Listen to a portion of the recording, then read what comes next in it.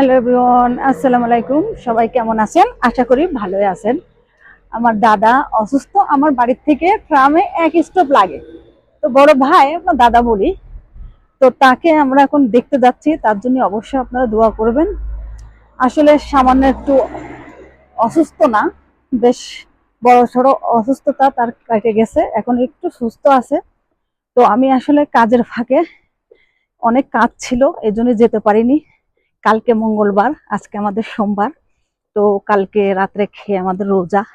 তো আমি ভাবলাম যে একটু যেয়ে তাড়াতাড়ি দেখা করে আসি, কারণ আমার সুখে দুঃখে ঢাকে হাকে সব সময় সে আমার পাশে থাকে। তো অর্থাৎ আমি গেলেও কোনো সমস্যা নেই, না গেলেও কোনো সমস্যা নেই, কিছুই বলবে না, অসন্তুষ্ট হবে না। কিন্তু আমার তো যাওয়া কর্তব্য বোন হিসেবে। তো সময় একটু বের করে, এই যে এখন রাত, সারাদিন যাবো যাবো করে রান্না বাড়া এটা সেটা আরো অন্য কাজ ছিল, সেগুলো সেরে এই যে এখন রওনা দিচ্ছি। তো আপনারা সবাই আমার দাদার জন্য দোয়া করবেন, সেজন্য তাড়াতাড়ি সুস্থ হয়ে যায়। এবং আমার ভিডিওটা ভালো লাগলে লাইক কমেন্ট করে আমার পাশে থাকবেন। আল্লাহ হাফেজ, বাই বাই। আমি এখন ট্রামে উঠবো।